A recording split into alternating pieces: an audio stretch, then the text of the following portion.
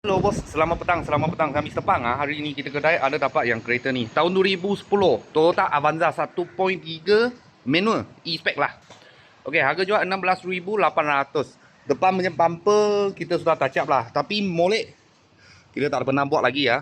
Okey, sebab dia condition baik. Okey, harga jual 16,800. Kalau tak cukup wang boleh lung kedai. Muka 6,000, bulanan 600 lebih. Okey. Dia trade in kereta baru kita ambil dia punya kereta.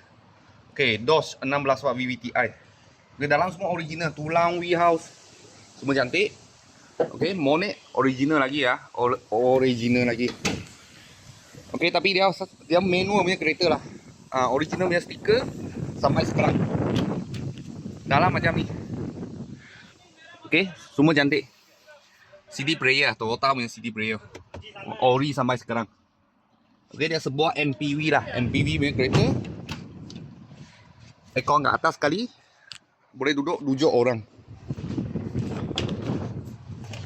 Baik, belakang macam ni. Tahun 2010, harga jual 16,800. 16,800. Stiker ori sampai sekarang. Okey, cermin besar tak pernah tukar lagi ya. Dia kalau dia punya itu kod nombor kat sini. Boleh nampak lah. Okey. Harga jual 16,800. Kalau bos-bos dan kawan-kawan saya tengah cari satu manual punya kereta nak MPV, kita sini ada sebiji. Kita ada dapat lah. Kalau ada apa murah-murah kereta, saya akan video lagi. Thank you bos, thank you.